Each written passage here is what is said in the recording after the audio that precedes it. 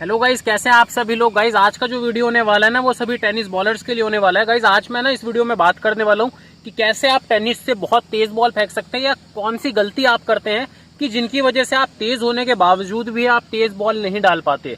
Guys मेरे एक follower ने मुझसे पूछा था कि भैया आप टेनिस के बैट्समैन के लिए बहुत सारी वीडियोस बना रहे हैं, तो मैं एक बॉलर हूँ, तो क्यों ना आप मेरे लिए भी एक वीडियो बनाए कि मैं और तेज कैसे बॉल डाल सकता हूँ। तो गाइज क्या चीज है कि आप एकदम से तेज नहीं होते, लेकिन जो आपकी नेचुरल स्पीड है ना, आप उससे भी वेरी करते हो, कि मीन्स उससे भी आप थोड़ा सा कम फेंकते हो।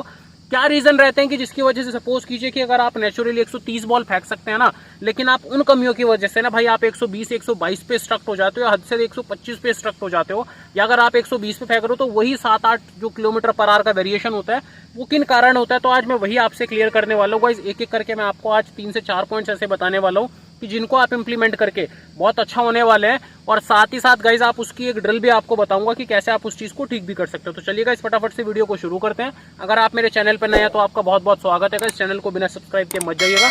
और गाइज क्रिकेट से रिलेटेड कोई भी क्वेरी रहती है तो आप मुझे कमेंट बॉक्स में बताइएगा, और इस वीडियो के बाद भाई आप भी मुझे बताइएगा कि आपकी स्पीड कितनी बढ़ी, या कितना आप और तेज अच्छा, या आपकी जो चीजें कमियां थी कौन सी कमी आप में थी। और गाइज वीडियो को बिना लाइक किए भी मत जाइएगा। चलिए गाइज फटाफट से वीडियो को शुरू कर लेते हैं।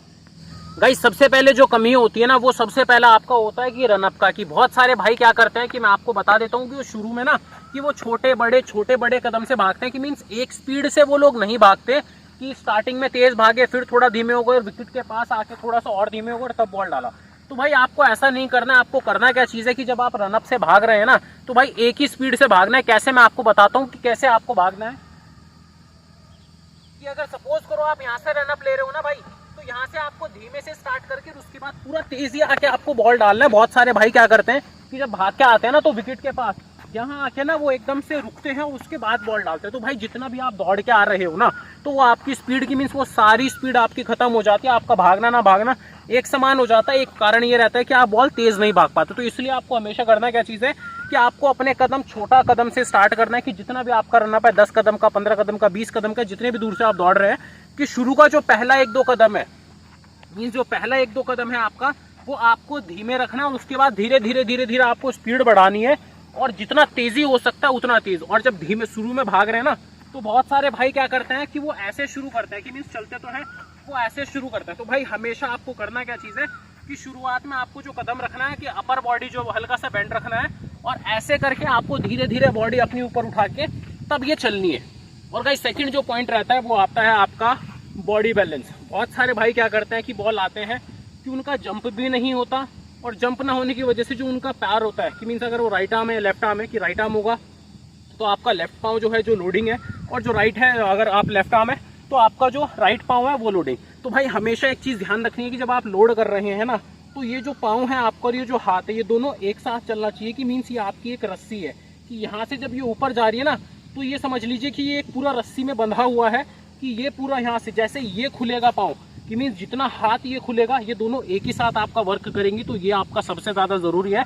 अगर कोई लेदर प्लेयर भी मेरी वीडियो देख रहा है तो भाई उसके लिए भी पॉइंट बहुत ज्यादा इंपॉर्टेंट है, कि जब आप लोड कर रहे हो तो भाई ये समझ लीजिएगा कि ये पूरा एक रस्सी में आपका बंधा हुआ है, कि यहाँ से जितना तेजी से ये खुलेगा उतना ही तेजी से आपका पाँव खुलेगा, और जितना तेजी से आपका हाथ खुलेगा ना भाई, उतना तेजी आपका बॉल जाएगा। थर्ड जो पॉइंट आता है, इसके लिए मैं आपको एक ड्रिल भी बताऊंगा कि आप एक ड्रिल क्या कर सकते हैं, वो लास्ट में बताऊंगा। क्योंकि गाइस ये बहुत ही इंपॉर्टेंट पॉइंट है जो मैं बता रहा हूँ, कि जब लोडिंग के टाइम पे, मीन्स जब आप लोडिंग के टाइम पे यहाँ आ रहे हैं ना, तो ये आपका हाथ दोनों एक साथ चलने बहुत जरूरी है। कि अगर आपका हाथ पहले चला जा रहा है या पाँव नहीं उठ रहा है, तो उससे आपको बहुत दिक्कत आने वाली है। और गाइज थर्ड जो पॉइंट है ना, वो क्या चीज़ है उसका आपको मैं बता दूँ, वो आता है आपका नॉन बॉलिंग आर्म। इसके बाद जो पॉइंट होने वाला है गाइज, वो बहुत इंपॉर्टेंट होने वाला है, क्योंकि वो जो पॉइंट है ना गाइज, वो लेदर और टेनिस दोनों के लिए बहुत इंपॉर्टेंट है। तो गाइज थर्ड जो पॉइंट आता है ना, वो आता है आपका नॉन बॉलिंग आर्म। मैं इसके लिए मैंने बहुत बात की है, जो लेदर के लिए भी मैंने एक वीडियो बनाई है नॉन बॉलिंग आर्म के लिए।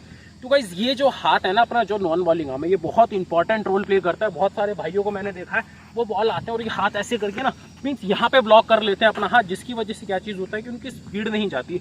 तो भाई ये क्या चीज़ है कि ये जो आपका नॉन बॉलिंग आर्म है ना, ये बहुत चलना बहुत ज़रूरी है। कि मीन्स जब यहाँ से आप बॉल डाल रहे हैं ना, ये आपका हाथ पूरा यहाँ खुलना बहुत ज़रूरी है। अगर ये नॉन बॉलिंग आर्म आपका नहीं चल रहा है ना भाई, तो क्या चीज़ है बिल्कुल भी आपकी स्पीड नहीं आने वाली, कि स्पीड तो आएगी लेकिन वही जो आपकी जो नेचुरल स्पीड है, जितना आप तेज फेंक सकते हो उससे स्पीड आपकी कम हो जाएगी। मीन सेम वही चीज़ है, क्योंकि जो सेकंड और थर्ड पॉइंट है ना, ये एक दूसरे से इंटर रिलेटेड है। कि जो ये चीज़ हाथ है ना, कि मीन जब ये लोडिंग हो रही है, यहाँ से ये हाथ ऊपर आ रहा है, जब ये खुलेगा तेजी से, तो भाई ये नॉन बॉलिंग आर्म जो आपका है ना, ये पूरा यहाँ से पूरा फिनिश होना चाहिए।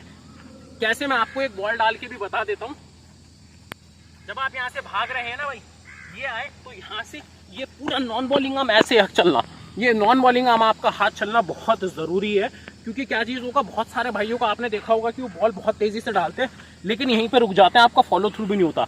जब आपका नॉन बॉलिंग आर्म चलेगा ना भाई, आपका फॉलो थ्रू ऑटोमेटिकली होगा, क्योंकि बॉडी आगे की तरफ पुश करेगी, और जितना तेज़ आप अपनी बॉडी को आगे की तरफ पुश करोगे ना, ये बॉल उतना तेज़ी से जाएगा, उतना तेज़ फोर्स लगेगा आपकी बॉडी के अंदर, बॉल और उतना तेज़ जाएगा।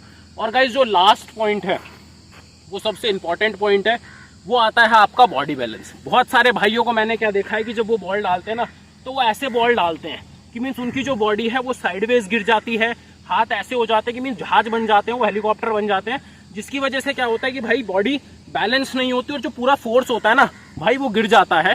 मीन्स जब बॉडी पूरी नहीं जाएगी, तो हमेशा एक चीज़ ध्यान रखिएगा, इसके लिए आपको करना क्या चीज़ है कि ये जो बॉडी है ना, ये हमेशा आपकी सीधी गिरनी चाहिए, कभी भी टेढ़ी नहीं गिरनी चाहिए। और क्योंकि जब टेढ़ी गिरेगी ना भाई बॉल, ये ऐसे गिरेगी, तो क्या चीज़ होगा कि भाई बॉडी साइडवेज गिर जाएगी। आपकी जो बॉडी का फोर्स होगा ना, जो हाथ का फोर्स होगा, दो जगह डिवाइड हो जाएगा, कि हाथ तो सामने की तरफ फेंक रहा है लेकिन बॉडी साइडवेज जा रही है। और अगर आप लोग हो ना भाई, अगर मैं भी आपको खींच रहा हूँ और एक दूसरी तरफ से खींच रहा है ना, तो भाई बॉडी के ऊपर बहुत जोर पड़ेगा, तो उतना तेज़ नहीं जाएगी। तो हमेशा आप एक चीज़ ध्यान रखिएगा कि जब भी आप बॉल डाल रहे हैं, तो आपका ऐसे साइडवेज आप ना गिरें, हमेशा अपनी जो बॉडी है वो हमेशा आगे की तरफ गिराए और आगे की तरफ पुश करें। तो गाइस ये चारों पॉइंट्स थे जो बहुत ही इंपॉर्टेंट है। और इसके लिए मैं आपको एक ड्रिल बता देता हूँ भाई, आपको करना क्या चीज़ है, जो मैंने बोला था कि कैसे आप अपने ड्रिल को रख सकते हैं। भाई आपको खड़े होके शीशे के सामने खड़े हो जाना है, या साइडवेज, जैसे मैं आपको ये दिखा रहा हूँ कि परछाई भी है। बस आपको ये चीज़ देखनी है कि ये मेरी दोनों एक साथ लोडिंग हो रही है या नहीं हो रही है। आपको खड़ा होना है और ये लोडिंग देखनी है कि हाँ, कि ये चीज़ मेरा पूरा खड़ा होना है, लोड करना है, पूरा हाथ एक साथ खुल रहा है या नहीं खुल रहा है। इसी चीज़ को आप रेगुलर प्रैक्टिस करेंगे, और जब नेट्स में बॉल डालेंगे तो नेट्स में भी आप ऐसे ही बॉल डालेंगे कि पूरा ये खोल के, तब आप उसको चेक करेंगे कि 4 कदम से आप बॉल डालेंगे और रेगुलर इसमें चेक कर लेंगे। तो गाइज ये चीज़ थी, अगर आप देखेंगे ना, तो भाई मैं गारंटी से बोल रहा हूँ, जो आपकी टेनिस में नेचुरल स्पीड है ना, कि मीन्स आप 130 अगर एवरेज है लेकिन कर नहीं पा रहे हैं, तो गाइज यही गलतियां होती है कि जिनकी वजह से आप अपनी स्पीड बढ़ा सकते हैं। ऐसी कोई भी रॉकेट साइंस नहीं है कि आप 130 फेंक रहे हैं और आप 150 की बॉल फेंकने लगे। नहीं भाई, जो नेचुरल आपकी बॉडी कर सकती है ना, तो भाई ये इन्हीं चीज़ों की वजह से आपकी जो नेचुरल स्पीड होती है, कि आप कितने भी दिग्गज फास्ट बॉलर देख लीजिए, उनका जो अलाइनमेंट आप देखेंगे ना, बॉडी अलाइनमेंट, आप ये जो चारों चीज़ें मैंने बताई हैं भाई, ये बहुत ध्यान से देखिएगा। आप डेल स्टेन देख लीजिए, उमरान मलिक देख लीजिए, कितने भी यंगस्टर्स आप देख लीजिए, सबका ये चीज़ बड़ा क्लियर है। और गाइज इसी वजह से वो तेज़ भी फेंक पा रहे। तो गाइज ये सभी चीज़ें थी जो मैंने बताई। अगर गाइज आप गारंटी से मैं बोल रहा हूँ कि अगर ये सब चीज़ें आप अपनी बॉलिंग में इंप्लीमेंट करेंगे ना, खासतौर पे टेनिस प्लेयर, तो गाइज गारंटी से बोल रहा हूँ कि टेनिस में भी ना आप धुएं उठाने वाले हैं, कि टेनिस के आप बादशाह होने वाले हैं बॉलिंग में, कि मीन्स वहाँ पे आप आग बरसाने वाले हैं। गाइज वीडियो पसंद आई हो तो वीडियो को लाइक कर दें, और आपका भाई सेम नाम से इंस्टा पे भी, वहाँ पर भी आपका सपोर्ट चाहिए। और गाइज जो भी क्वेरी रहती है आपकी क्रिकेट से रिलेटेड, चाहे वो टेनिस में चाहे लेदर में, आप मुझे कमेंट बॉक्स में ज़रूर बताइएगा। Thank you friends.